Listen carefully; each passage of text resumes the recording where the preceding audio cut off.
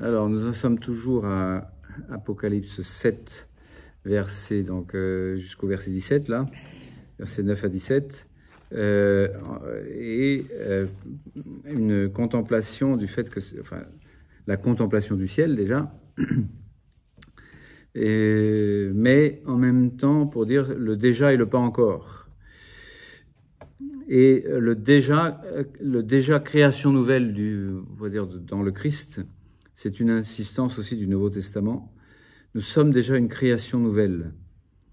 Donc nous sommes déjà, on peut dire, des cieux nouveaux et de la terre nouvelle que Dieu avait prophétisé dans l'Ancien Testament.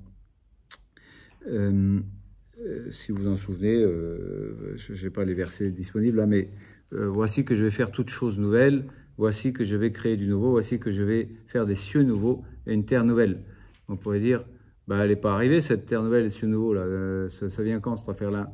Eh bien, oui, c'est pas terminé, on peut dire, le Seigneur a encore des ressources pour faire des cieux nouveaux et une terre nouvelle, sans doute, mais c'est quand même déjà arrivé dans le Christ Jésus, mort et ressuscité. On peut dire sa mort et sa résurrection a été la mort du monde ancien, et la résurrection a été la création du monde nouveau. Et même peut-être on peut parler de l'incarnation, avant même de parler de la rédemption, parce que ça, la mort et la résurrection de Jésus, c'est la rédemption, mais l'incarnation, c'est-à-dire le moment où Jésus, le Verbe de Dieu qui a tout fait, parce que Dieu a tout fait par sa parole, par son Verbe, au moment où ce Verbe s'anéantit, s'incarne, il se fait homme, et ainsi il élève l'ensemble de l'humanité, l'ensemble finalement du monde, à la vie du ciel.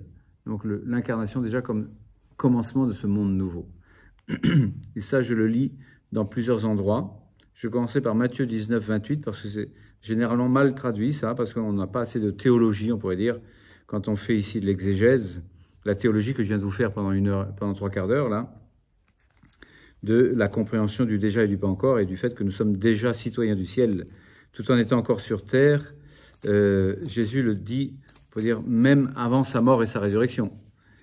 Et il ne parle pas spécifiquement de sa mort et de sa résurrection, il parle simplement du fait qu'il est là, et que derrière lui, quand on le suit, on est déjà du monde nouveau.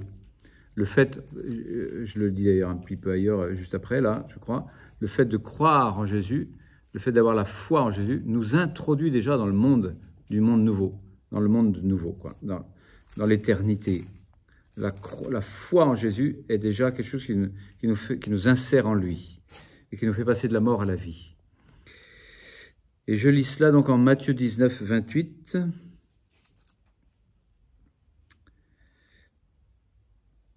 C'est mal compris en général, c'est malheureux ça m'agace, mais c'est comme ça. D'ailleurs, c'est ainsi que je le lis malheureusement dans la BJ que j'ai ici. La BJ, c'est la Bible de Jérusalem, mais je suppose que toutes les Bibles disent la même chose. D'ailleurs, j'ai vu que la traduction liturgique aussi n'a toujours pas compris non plus. On manque incroyablement de théologie. On n'arrive pas à voir les choses comme, on peut dire, avec la foi, c'est-à-dire comme Dieu les voit. C'est-à-dire que nous sommes déjà de la vie éternelle. Et quand Jésus parle ainsi, il parle déjà de la vie éternelle. Enfin, je lis ce qui est écrit. Donc, Saint Pierre, là, prend la parole et dit, voilà, nous, on a tout laissé pour te suivre. On a compris que tu étais le Messie, puis tu nous as appelés pour devenir tes apôtres, là. Et donc, on va avoir quoi comme part, sous-entendu dans l'au-delà, quoi. C'est quoi notre part, du coup, notre récompense éternelle, notre vie éternelle, quoi. Et Jésus leur dit, donc là, je vous lis ce qui est écrit, mais c'est faux. C'est mal traduit. Et Jésus leur dit, en vérité, je vous le dis, à vous qui m'avez suivi, 2 points, dans la régénération, quand le Fils de l'homme siégera sur son trône de gloire, vous siégerez vous aussi sur 12 trônes pour juger les 12 tribus d'Israël. Ce que je conteste, c'est les 2 points. Les 2 points étaient rajoutés par les traducteurs et ne sont pas à mettre là. C'est-à-dire, vous qui m'avez suivi, 2 points, dans la régénération, vous siégerez sur les trônes. Non, il n'est pas en train de dire ça, Jésus. Il dit, vous qui m'avez suivi dans la régénération, parce que la régénération est déjà arrivée du seul fait que vous m'avez suivi. La régénération est arrivée du seul fait que vous avez la foi en moi. La régénération est arrivée du seul fait de la foi. Jésus le dit ailleurs quand il dit, celui qui croit en moi, à ma parole là, celui a déjà la vie éternelle en lui. On va le lire après, c'est dans Saint Jean, mais donc là, je voulais insister sur ce thème-là. Et il se trouve qu'en grec, ce mot régénération, ça se dit palingenèse. Donc palingenèse. Paline, ça veut dire nouveau, comme palindrome, ça veut dire aller dans les deux sens, aller de nouveau dans un sens puis de nouveau dans l'autre. Donc palingenèse, enfin, bref, c'est la culture, c'est comme la confiture. Et donc palingenèse, donc nouvelle genèse, ou genèse de nouveau. C'est-à-dire commencement de nouveau. Genèse, c'est-à-dire commencement, génération, enfin, engendrement, enfin, voilà, création nouvelle. Vous qui m'avez suivi donc dans la palingenèse, c'est-à-dire dans la nouvelle création. Et comment elle est arrivée cette nouvelle création? Du seul fait que je suis venu sur Terre et que je suis moi-même le commencement de cette nouvelle création, et que le seul fait de me suivre par la foi vous fait déjà vous introduit déjà dans cette nouvelle genèse. Et ça va devenir, on peut dire, effectif. Cette foi est déjà effective, mais la foi plus, on peut dire, le baptême dans le mystère pascal. Une fois que vous aurez été baptisé dans mon mystère pascal, donc pour l'avoir vécu directement, vous, les apôtres, mais pour nous, on peut dire depuis quand Jésus envoie ses apôtres, maintenant vous allez baptiser les gens au nom du Père et du Fils et du Saint-Esprit, c'est-à-dire vous allez les baptiser donc dans ma mort et ma résurrection. Vous allez les plonger pour les rendre participants à ma mort au péché et à ma résurrection, à la vie nouvelle, à la vie de la création nouvelle. Mais c'est déjà vrai du seul fait de la foi. Et ça, je le lis plein de fois chez saint Paul, quand il parle de, si vous voulez, de création nouvelle. Par la foi en Jésus et par le baptême, vous êtes devenus des créatures nouvelles. Donc on peut relire ce qu'on a déjà lu tout à l'heure, mais je vais quand même en prendre d'autres aussi. Par exemple, Galates, donc Galéphicole, donc c'est pareil, il faut remonter à Colossiens, puis Philippiens, puis Éphésiens, puis Galates. Dans le sens inverse. Donc Galates 6,15, quand il dit, enfin on peut même prendre plutôt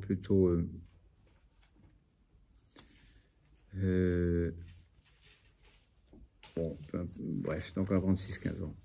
Car la circoncision n'est rien, ni l'incirconcision.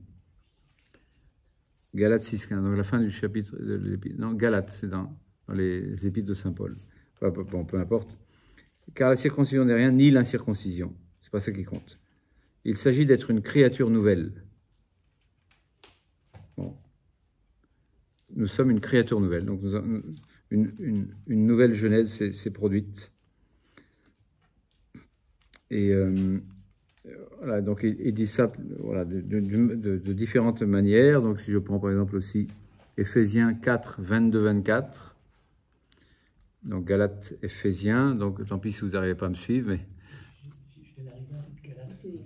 Galates 6,15, donc 6,15, donc presque les derniers versets, voilà. Et donc vous êtes il s'agit d'être une créature nouvelle dans le Christ Jésus. On peut, quand il dit l'être ancien a disparu, un être nouveau est né, ça c'est dans, si je me souviens bien, 2 Corinthiens, je ne l'ai pas mis ici. Mais je peux le citer aussi. Voilà, 2 Corinthiens, si je me souviens bien, c'est 5. Alors, excusez-moi, je passe j'avais dit donc Galates, puis ensuite Éphésiens, mais là, je vais quand même à 2 Corinthiens 5, 17 et 18. Enfin, 17 surtout. Si donc quelqu'un est dans le Christ, il est une création nouvelle. L'être ancien a disparu, un être nouveau est là. Et donc ça, c'est une phrase un peu forte. Voilà, il y a eu un monde nouveau, une création nouvelle, un être ancien a disparu, et un être nouveau est là. Donc 2 Corinthiens 5, 17. Je vais me rajouter ici, puisque ce n'était pas explicite dans mon petit texte là, 2 Corinthiens 5, 17, qui redit la même chose que ce que je viens de dire avec Galates 6, 15, c'est-à-dire ce qui compte, c'est pas d'être circoncis ou pas circoncis, c'est-à-dire ce qui compte, c'est pas d'être juif de race ou pas juif de race. Maintenant, la race, elle est dépassée. D'ailleurs, le texte de Apocalypse 7 nous disait des hommes de toute race, peuple, langue et nation. Maintenant, c'est universel. Universel, en grec, ça se dit catholique. Ce qui suppose que le catholique ne soit pas un parti ou une sorte de manière de réduire ça à une culture. Catholique au sens de rester donc dans notre tête aussi universel, avec une mentalité, on va dire universaliste, c'est-à-dire d'accueillir en effet tout être tel qu'il est, pour en effet le rendre créature nouvelle, pour lui donner cette grâce, on peut dire, pour l'amener à cette grâce, parce que c'est pas nous qui donnons la grâce, mais l'amener à la grâce de la création nouvelle dans le Christ Jésus par la foi et le baptême. Donc ça, je disais donc 2 Corinthiens 5, 17. Ensuite, Éphésiens 4, 22, 24. Donc Éphésiens 4, Éphésiens c'est juste après Galates. Donc si vous aviez trouvé Galates, vous aviez Éphésiens au chapitre 4, versets 22, 24.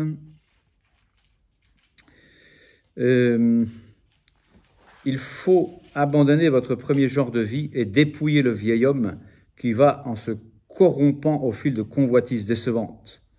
Donc, à la fois c'est fait, vous êtes mort, mais à la fois il faut mourir. C'est pas tout à fait fait quand même. Donc déjà, et pas encore. Vous êtes déjà mort, mais il faut mourir à cet être mort-là, qui porte qu'à la mort. Et donc, vous abandonnez votre premier genre de vie pour vous renouveler par une transformation spirituelle de votre jugement. Donc, il s'agit de penser différemment et dans une transformation intérieure qui s'appelle aussi une conversion, parce que métanoïa, ça veut dire changement de mentalité, changement du jugement, si vous voulez. Une transformation spirituelle de votre jugement. Métanoïa, ça veut dire conversion en grec. Et donc, noia, il y a nous dedans. Et donc, dans le changement du nous, si vous voulez, le changement de l'esprit. Changement spirituel et changement du jugement, de la façon de voir les choses, de raisonner différemment, quoi. Pour raisonner à la manière de Dieu. Se conformer, si vous voulez, au logos de Dieu, c'est-à-dire au verbe de Dieu, c'est-à-dire à Jésus, qui est la vérité. Bref, et donc verset suivant, donc une fois que vous renouvelez dans cette transformation spirituelle de votre nous, là, de votre esprit, pour vous conformer à l'esprit de Dieu, à la pensée de Dieu, à la mentalité de Dieu, à la logique de Dieu, au logos de Dieu, eh bien, revêtir l'homme nouveau qui a été créé selon Dieu dans la justice et la sainteté de la vérité. Donc, il parle d'une création là. Il s'agit vraiment d'une recréation, d'une palingenèse, d'une nouvelle genèse. Et vous qui m'avez suivi dans cette régénération, vous devez donc en effet, vous avez été sanctifiés et créés de nouveau, donc dans une création nouvelle qui est un être nouveau est là, et un être ancien disparu, mais il doit continuer de disparaître, l'être ancien, et l'être nouveau doit continuer de se sanctifier, quoi, de se renouveler, selon la justice, la sainteté de la vérité de Dieu qui se révèle, pas d'une idéologie parmi d'autres. Et donc on peut reciter à nouveau Colossiens 3.10 que j'avais déjà cité tout à l'heure, non, je ne vais pas citer Colossiens 3.10, pardon. Donc je le cite maintenant. Vous vous êtes dépouillé du vieil homme avec ses agissements, donc vous êtes mort à cet être ancien-là, et vous avez revêtu le nouveau. Donc c'est aussi allusion au baptême, hein, vous avez revêtu une robe blanche du baptême, là une blancheur donc qui n'est pas seulement revêtement, mais identité. Celui qui s'achemine vers la vraie connaissance, donc de la vérité, si vous voulez, la vraie connaissance, de la connaissance de la vérité, en se renouvelant, à l'image de son Créateur.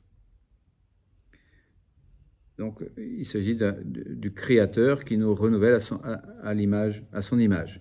Donc, ce Créateur, c'est pas seulement le Créateur au départ de l'homme naturel, mais il s'agit du Créateur Jésus, qui est Dieu, de l'homme surnaturel. Là où il n'y a plus donc de race, de peuple, de langue, de nation, de juifs, de grecs, de circoncision, d'incirconcision, de barbares, de scythes, d'esclaves, d'hommes libres, de sociologie différente ou de races différentes ou même de sexes différents, Saint Paul dira ça. Il n'y a plus ni homme ni femme dans le Christ Jésus. Cette différence, on va dire, ou le machisme ou le féminisme, etc., tout ça c'est dépassé dans le Christ. Donc ni racisme, ni sociologie, pour dire toi t'es pauvre, toi t'es riche, etc. Non, ni féminisme ou machisme, tous, vous ne faites qu'un dans une unité nouvelle qui est le Christ Jésus. Là, je viens de vous mélanger à la fois Colossiens et Galates, mais c'est pas grave. On va lire Colossiens du premier coup, là. Donc, ce que je viens de vous lire, hein, c'est-à-dire, vous avez dépouillé le vieil homme et vous avez un nouveau qui est maintenant. C'est pour dire, ils sont en train de passer dans la grande épreuve, c'est-à-dire ce dépouillement de la vieillesse du mal, quoi, si vous voulez, et ce revêtement de la nouveauté du bien, de la vraie connaissance qui se renouvelle à l'image de son créateur, le créateur étant celui de la création nouvelle, celui de la palingenèse. Vous qui m'avez suivi dans la nouvelle Genèse, je suis votre créateur. C'est-à-dire, c'est moi qui vous ai recréé comme des êtres nouveaux. L'être ancien est en train de disparaître, même s'il a déjà disparu, on peut dire déjà, mais pas encore complètement, puisqu'il faut complètement, tous les jours, on peut dire, renouveler notre choix d'adhérer, on peut dire, à l'être nouveau qui est déjà en nous, quoi. Donc, je vous disais que je mélangeais un peu Colossiens et Galates, Colossiens 3.10, et j'avais dans la tête, donc, Galates 3, pardon, 27, 28, qui est, d'après certaines exégèses, comme le centre de l'Épître aux Galates.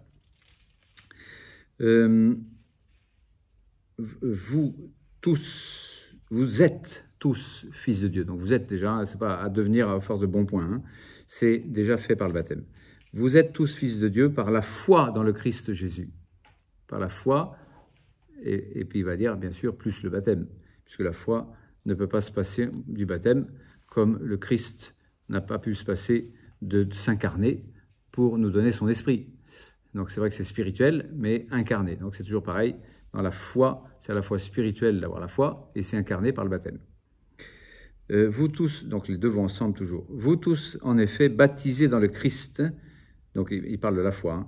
Par la foi dans le Christ Jésus, vous êtes déjà des fils de Dieu, mais en effet, baptisés dans le Christ, vous avez revêtu le Christ. Donc c'est une manière de dire, c'est un revêtement, c'est un vêtement qui n'est pas qu'un vêtement blanc, mais qui est l'identité même du Christ, quoi, hein. Vous avez revêtu le Christ. Par conséquent, 2 points, il n'y a plus ni juif ni grec, donc plus de racisme, plus de race, plus de peuple, plus de langues différentes. Il n'y a plus ni esclave ni homme libre, donc plus de différences sociologiques non plus, tous égalité, on parle d'égalité. Et puis, il n'y a plus homme ni femme. Là aussi, cette égalité, on peut dire, des sexes, qui est ce monde nouveau qui était pensé par Dieu au départ. C'est le péché originel qui a détruit l'équilibre entre l'homme et la femme. Et l'équilibre et la complémentarité. L'égalité ne signifie pas l'égalitarisme, il s'agit d'une complémentarité, évidemment. Il n'y a plus ni homme ni femme, car tous, vous ne faites qu'un dans le Christ Jésus. Donc une phrase d'une portée tellement grande qu'elle est éternelle. Un dans le Christ Jésus, c'est ce que nous verrons au ciel. Pour l'instant, nous le vivons sans le voir, c'est caché, mais c'était caché, comme dit l'autre, mais nous le vivrons, donc nous le verrons. Nous sommes qu'un dans le Christ Jésus, qui est le Verbe de Dieu, par qui tout a été fait, et qui est l'éternelle connaissance que Dieu a de lui-même dans un acte éternellement unique et pur, et définitif et éternel. Bref, enfin, ça nous dépasse.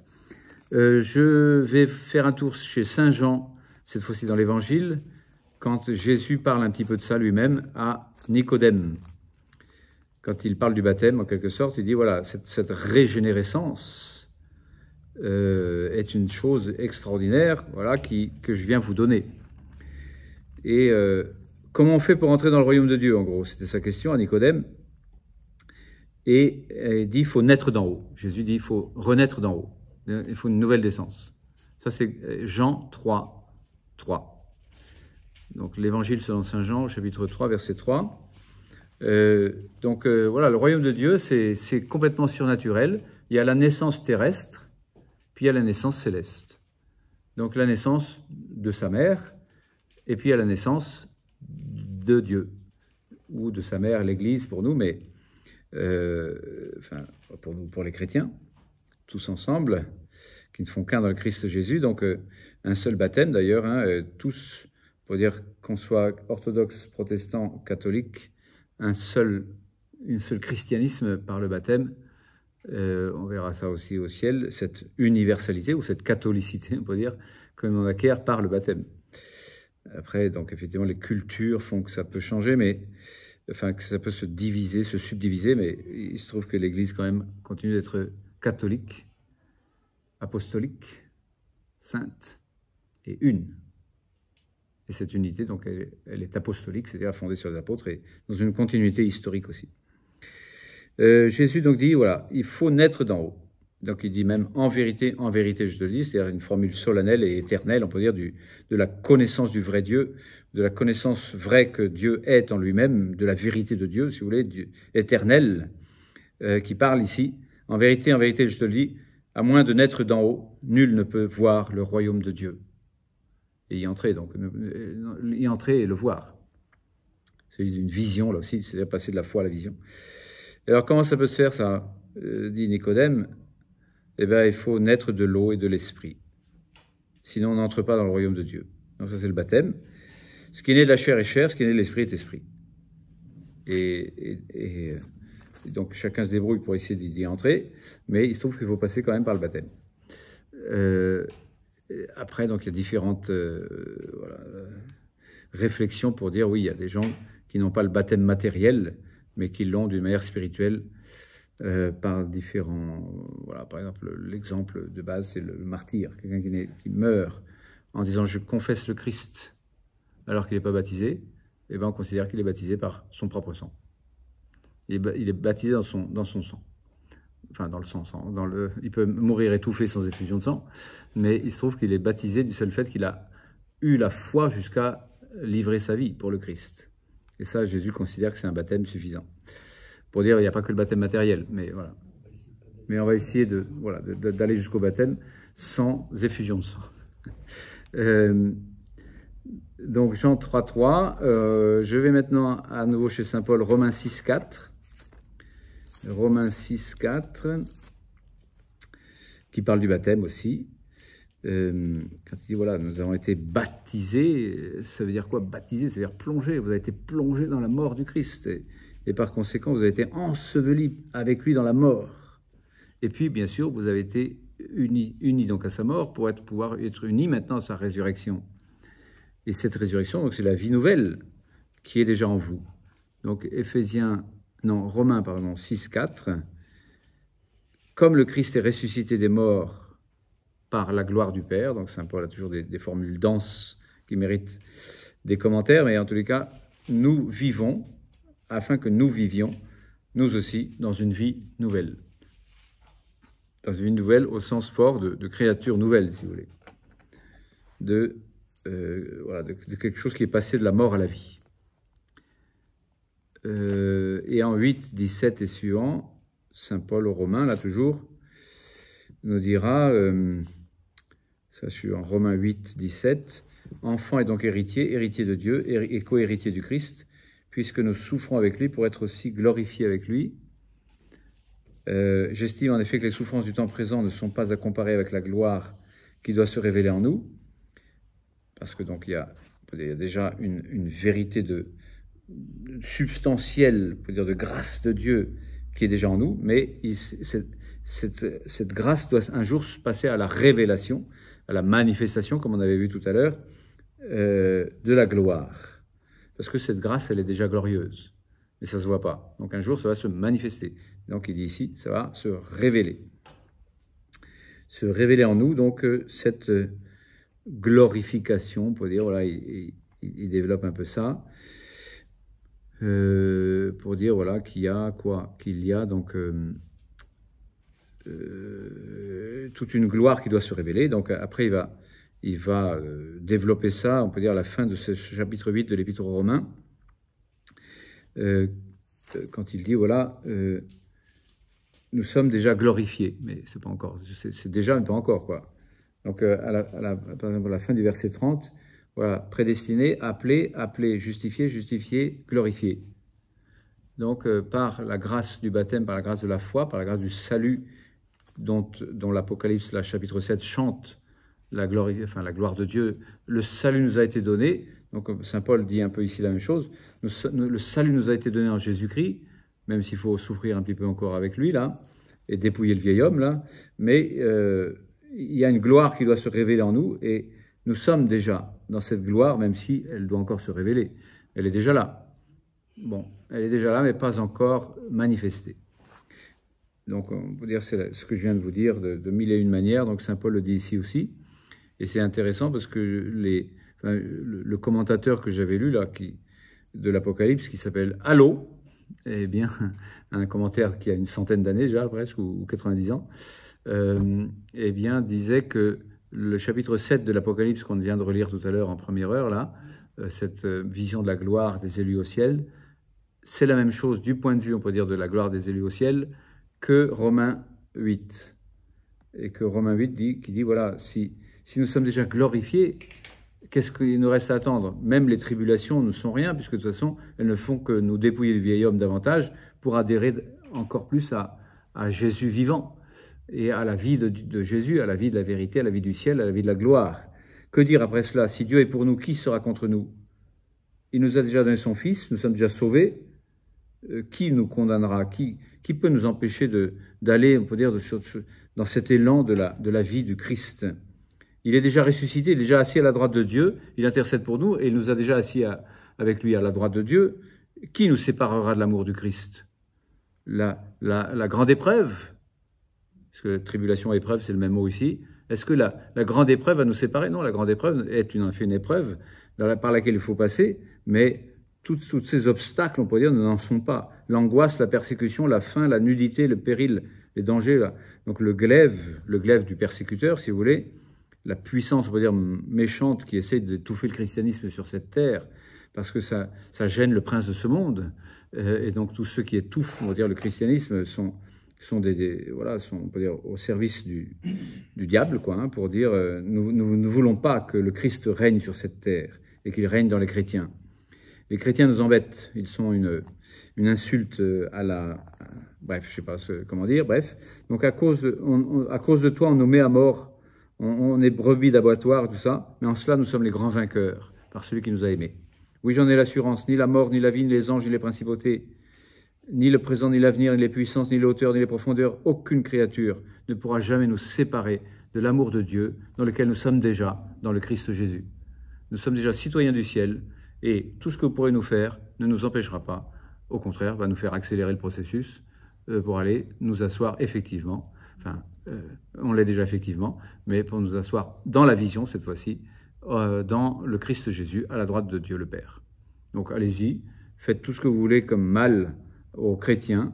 Les chrétiens diront, nous ça ne même pas mal, enfin si, ça fait du mal quand même, mais diront, de toute façon, ça ne fait qu'accélérer notre grande épreuve, oui, qui nous emmène avec la palme et la robe blanche du baptême à la droite de Dieu, dans le Christ Jésus.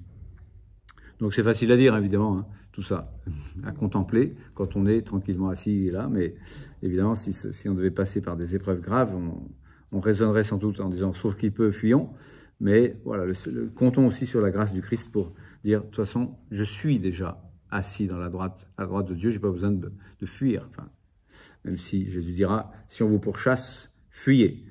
Et puis si c'est le jour de mourir, eh ben c'est le jour de mourir, mais puis c'est pas forcément mourir non plus, enfin, je veux dire, si c'est le jour de témoigner sans même mourir, enfin voilà, témoigner du Christ en tous les cas, c'est dans la logique du chrétien. Je lis ça encore en Tite 3, 5 à 7. Tite 3, 5 à 7. Donc Tite, c'est encore une phrase, une épître de Saint Paul, qu'il écrit donc à un de son collaborateur et on peut dire et disciple. Tite 3, 5 à 7 nous dit ceci, parle du baptême si vous voulez, hein, justement avec le mot palingenèse à nouveau là. Poussé par sa miséricorde, Dieu nous a sauvés par le bain de la palingenèse, par le bain de la régénération. Donc il parle du baptême. Et de la rénovation en l'Esprit Saint. Donc il unit deux mots pour dire qu'il y a une régénération et une rénovation, ou comme il le dira ailleurs, une créature nouvelle. L'être ancien a disparu, un être nouveau est là. Donc ça c'est Tite 3, 5. Je vous lis tout le verset 5. Il ne s'est pas occupé des œuvres de justice que nous aurions pu accomplir, ou nous avions pu accomplir parce que ce n'est pas à nous de construire notre justice à force d'être des bons élèves, encore une fois, mais poussé par sa seule miséricorde, il nous a sauvés par le bain de la régénération et de la rénovation en l'Esprit Saint. Donc le bain de l'eau et de l'Esprit dont avait parlé aussi Saint Jésus donc à Nicodème au chapitre 3 de Saint Jean. Et cet Esprit, il l'a répandu sur nous à profusion par le Jésus-Christ notre Seigneur, comme aussi on avait lu tout à l'heure, Jésus parlait de l'Esprit Saint que devaient recevoir tous ceux qui croiraient en lui, c'est-à-dire tous ceux qui iraient s'abreuver à la source du salut, qui est donc le cœur de Jésus, ouvert sur la croix, afin que justifiés par la grâce du Christ, donc rendus justes, non pas parce qu'on a fait des œuvres de justice, mais parce qu'on a reçu cette justification par le bain qui nous a déjà lavé, cette eau et ce sang qui jaillissent du cœur du Christ, si vous voulez, ce fleuve de vie, limpide comme du cristal, qui est, on peut dire, la joie de la Jérusalem éternelle, eh bien, justifiés par la grâce du Christ, nous obtenions ainsi, en espérance, l'héritage de la vie éternelle. En espérance, c'est-à-dire que c'est encore objet d'espérance, parce que nous ne sommes pas encore arrivés au but de cette régénération, même si nous sommes déjà. Donc déjà et pas encore une fois. Ça vous va, ça? C'est pas mal, ça. Et je lis ça aussi chez Saint Pierre, 1 Pierre 1, 3, 5. Donc dans les épîtres de Pierre. L'épître de Pierre, c'est avant Saint Jean. Vous aviez Apocalypse, puis en revenant, donc Jean, et puis après vous avez Pierre. Et donc la première de Pierre, 1, 3, 5. Béni soit le Dieu et Père de notre Seigneur Jésus-Christ dans sa grande miséricorde. Il nous a engendrés de nouveau par la résurrection de Jésus-Christ d'entre les morts pour une vivante espérance. Et donc engendrés de nouveau, donc c'est cette même idée que nous sommes dans une palingenèse, dans une régénération, dans une rénovation, dans une nouvelle création, avec comme créateur Jésus, qui est Dieu. Le créateur aussi, puisqu'il était le Verbe par qui tout a été fait. Ça va? Donc ça c'était 1 Pierre 1, 3, 5. On peut dire, j'ai lu que 3. Mais pour dire voilà, que ça continue sur les 2 versets, pour dire c'est déjà et pas encore, si je puis dire. Je reviens vers Saint Jean pour lire la même, si vous voulez, théologie biblique, c'est-à-dire la même idée générale que j'ai dit tout à l'heure, c'est-à-dire que la grâce de la foi est déjà le début de la gloire de la vision, ou la vision de la gloire, pardon.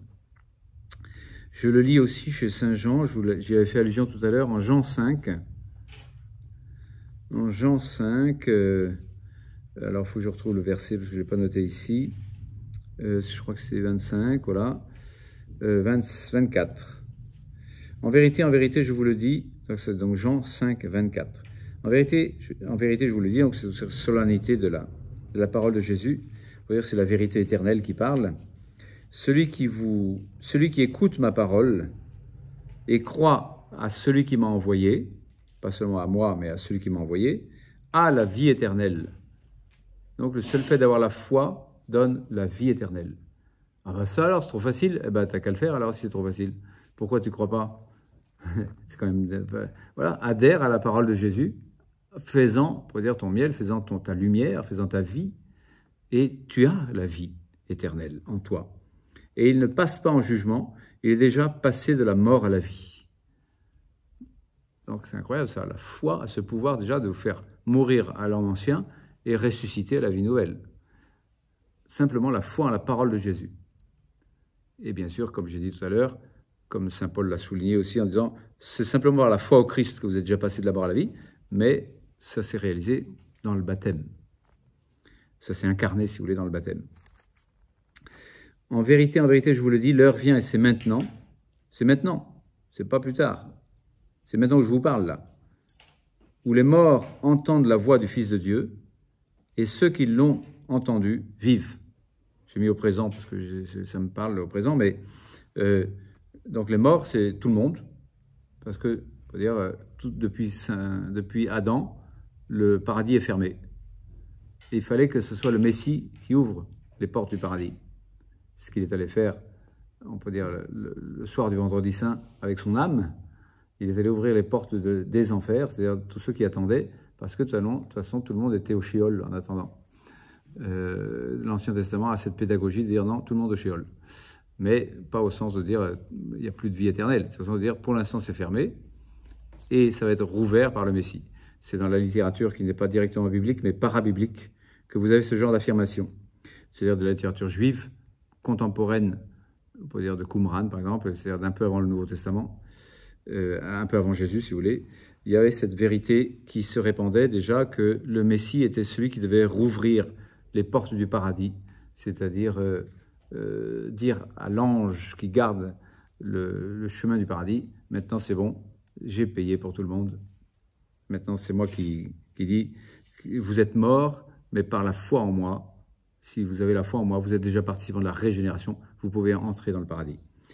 Donc je suis allé un petit peu loin en commentant ce verset 25, mais je vous le relis quand même.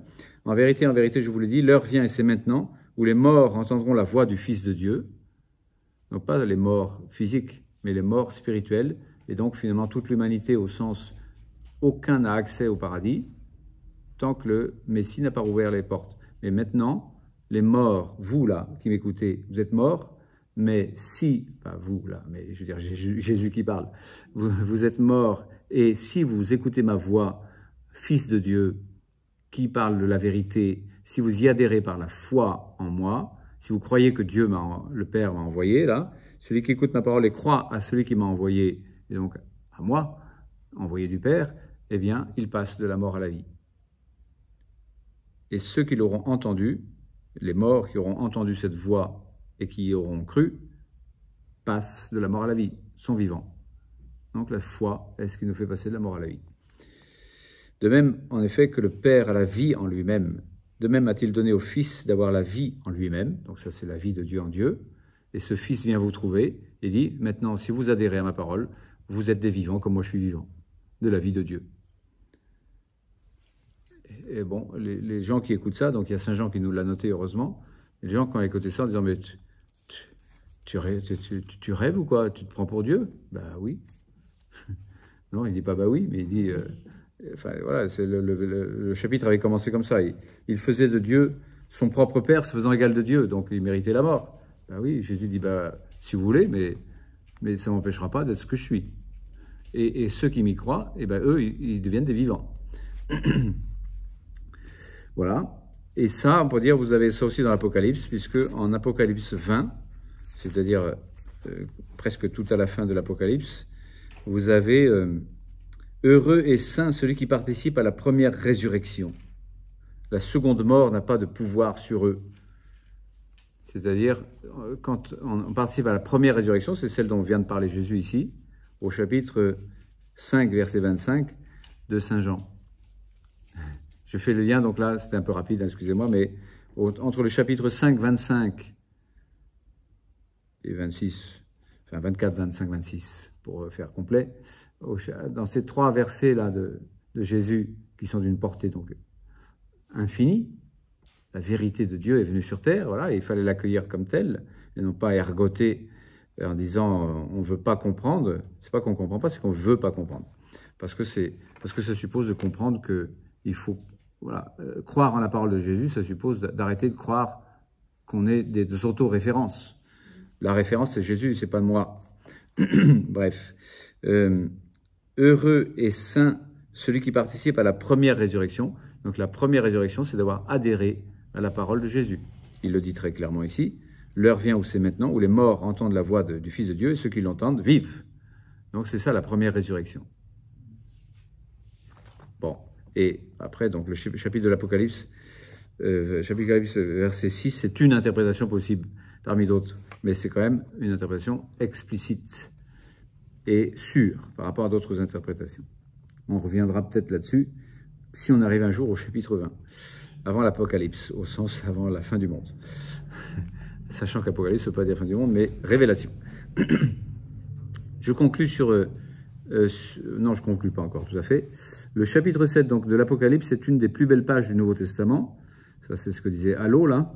Que le chrétien ne saurait se lasser de relire et de méditer dans les peines et les combats dans lesquels nous sommes encore. Donc, dans la grande épreuve dans laquelle nous sommes encore. Ils viennent de la grande épreuve, mais cette grande épreuve, donc voilà, déjà c'est le ciel sur la terre, du seul fait d'avoir la foi Et toutes les tribulations, les grandes épreuves, si vous voulez, de cette vie ne font que renforcer notre cheminement pour arriver au but qui est déjà là, qui est déjà donc la vie du ciel dans la participation à la vie du Christ. Dans les peines, les combats, ou comme dirait saint Paul, donc justement, dans le glaive, la tribulation, l'angoisse, la nudité, les dangers, les persécutions, tout ça, rien ne pourra nous arracher, nous dévoyer du fait que nous sommes déjà assis à la droite de Dieu dans le Christ Jésus.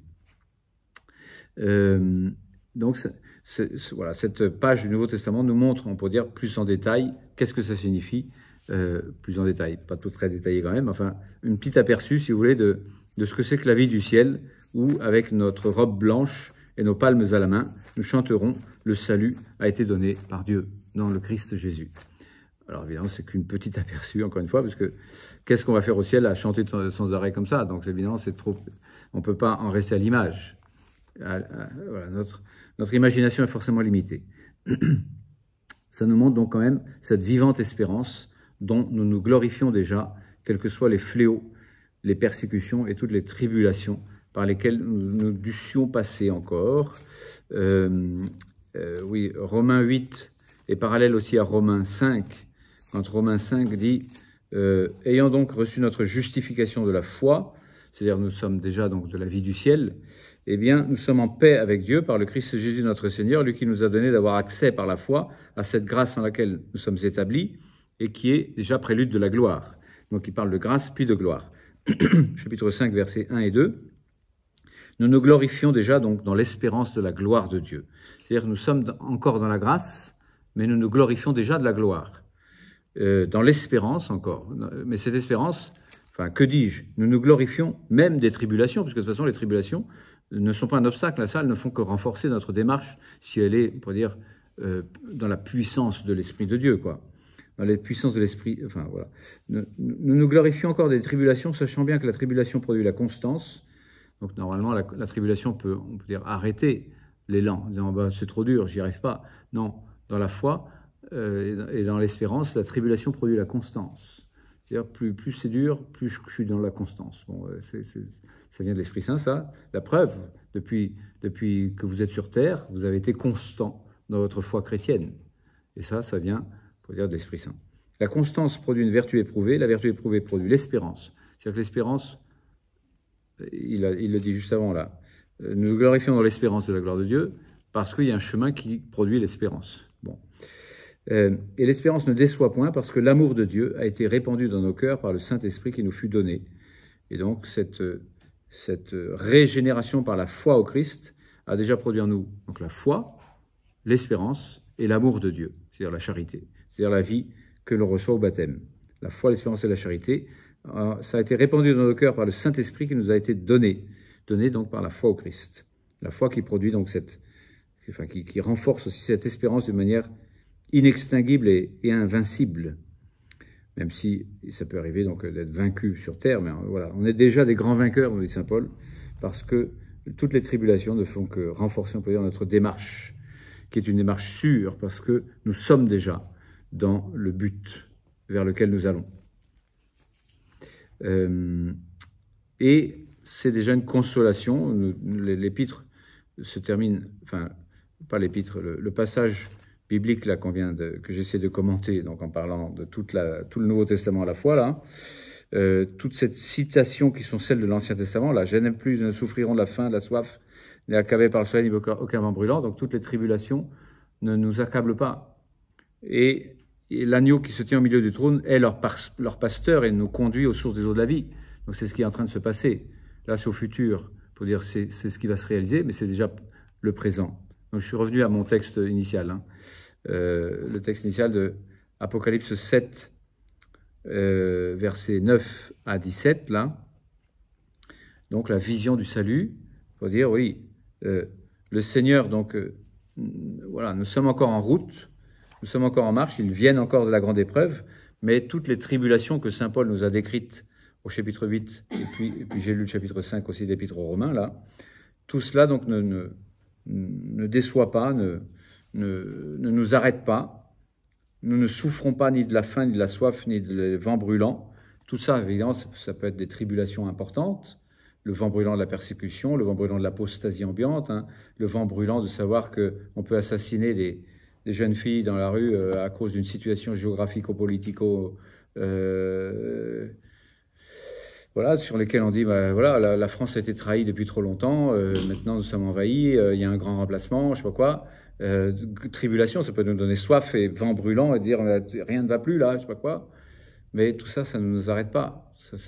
Ça nous fait mal, c'est sûr, de savoir qu'on peut être assassiné et impuni à notre porte, quoi, hein, et que ça peut ne faire qu'empirer. Bon, ça nous donne vent brûlant, soif, faim, etc. Mais ça ne nous accablera pas au point de dire bah, je vais arrêter de croire en la foi en Jésus. D'accord? Donc l'agneau qui se tient au milieu du trône continue d'être notre pasteur. Vous qui m'avez suivi dans la régénération, vous m'avez suivi comme moi je suis le pasteur et vous les brebis, vous qui m'avez suivi dans la régénération, dans la palingenèse, vous êtes déjà des sauvés avec moi et Dieu essuiera toute larme de leurs yeux. C'est-à-dire qu'il le fait déjà. Et Dieu essuie les larmes de vos yeux maintenant. Et il les essuiera dans l'éternité. Puisque c'est aussi ce qui est redit donc, au chapitre 21 de l'Apocalypse. Donc, voilà. Et donc, maintenant, je vous avais dit que je vous lirai pour finir. Il est déjà 46, ça fait déjà 3 quarts d'heure que je parle. Bon, je vais vous le lire rapidement, tant pis. Spe Salvi, numéro 7. C'est-à-dire que Benoît XVI avait donné cette encyclique sur l'espérance. Et donc, foi et espérance vont ensemble. Et il dit ceci, dans le 11e chapitre de la lettre aux Hébreux, au verset 1, donc on l'avait lu tout à l'heure, hein, on trouve une sorte de définition de la foi qui relie étroitement cette vertu de la foi à la vertu de l'espérance. Donc c'est ce que je viens de faire avec saint Paul, hein, quand en Romains 5, il relie la foi, l'espérance et la charité. Donc ici, il nous dit, donc épître Hébreux, chapitre 11, verset 1, la foi est la substance des réalités que l'on espère. Il est la preuve des réalités qu'on ne voit pas. Donc une substance qui est en quelque sorte en germe. Le germe, donc, c'est une idée de dire que c'est déjà là, mais c'est pas encore là. Si vous voulez, c'est un peu une manière, une image pour parler du déjà et du pas encore. Le germe, c'est déjà la substance de ce qui va germer, c'est-à-dire les biens futurs, l'espérance du ciel est déjà en nous, en germe. Donc, ils sont déjà, ces biens sont déjà présents en nous. C'est bien que l'on espère encore, si vous voulez. C'est-à-dire la totalité, la vraie vie, la vie éternelle est déjà en nous. Donc, nous sommes déjà assis dans le Christ Jésus, dans la gloire du ciel. Mais voilà, c'est pas encore là. C'est déjà là, mais c'est pas encore là. Et c'est précisément parce que les biens eux-mêmes sont déjà présents, ces biens qui doivent venir, mais qui ne sont pas encore visibles dans le monde extérieur, donc il n'y a pas de manifestation, mais il y a déjà la réalité quand même, comme germe, si vous voulez, comme réalité initiale et dynamique, comme un germe, hein, si vous voulez. Nous les portons en nous. C'est précisément parce que ces biens donc, sont déjà présents en tant que réalité dynamique et en tant que, même si ce n'est pas encore manifesté, que naît déjà maintenant en nous cette perception de ces biens. Même si cette perception, on peut dire, elle est très partielle. Nous n'avons pas encore compris qu'est-ce que ça signifie d'être déjà assis à la droite de Dieu dans le Christ Jésus. Mais ainsi, la présence de ce qui se réalisera est de l'ordre de la certitude. Ce n'est pas, on peut dire, une sorte de dire, oh bah, je vais me forcer, on peut dire comme une méthode Coué, à croire à tout ça et à espérer tout ça. Non, c'est déjà en moi et c'est ce qui me donne une certitude intérieure que je vais y aller.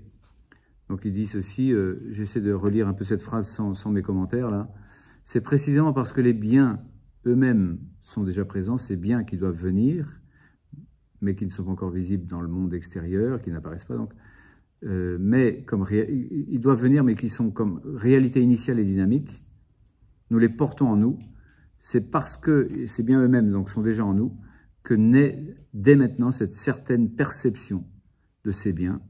Et cette perception donc est de l'ordre, cette présence, si vous voulez, des biens qui sont en nous, qui se réaliseront, si vous voulez, qui se manifesteront. C'est de l'ordre de la certitude. Ce n'est pas seulement que la foi consiste à être ferme en ce que l'on espère, à être convaincu de ce qu'on ne voit pas, au sens d'une conviction qu'on s'efforce d'avoir subjectivement, si vous voulez, mais comme réalité substantielle qui est déjà là. Je ne sais pas si c'est très compréhensible, ça. C'est parce qu'il parle d'une discussion de traduction, on peut dire, erronée de cette phrase de l'Épître aux Hébreux, là, quand il dit « la foi est comme la substance des réalités que l'on espère ». Certains avaient traduit « la foi est une conviction intérieure des réalités que l'on espère ». Non, il n'est pas en train de dire que c'est une conviction qu'on a nous, il dit que c'est une possession substantielle des réalités que nous espérons cependant, que l'on ne possède pas encore, mais voilà. Ce n'est pas de l'ordre de la conviction subjective, c'est de l'ordre de la substance qui est déjà là. Donc c'est un peu tout ce que j'ai dit pendant 2 heures là. Voilà. La foi n'est pas seulement une tension personnelle subjective vers les biens qui doivent venir, mais qui sont encore absents.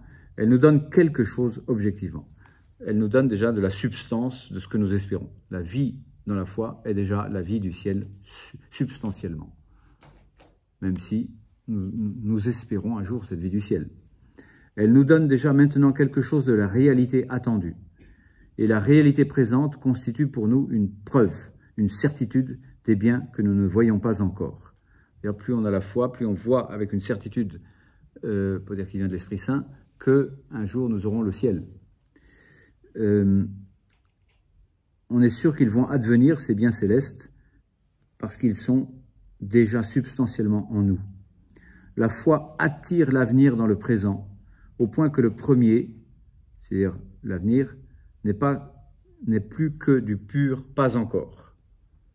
Voilà, le ciel, c'est pas que du pur pas encore, c'est du déjà là dans notre âme. Donc c'est ce qu'on a développé avec tout le Nouveau Testament là. Le fait que cet avenir existe change le présent.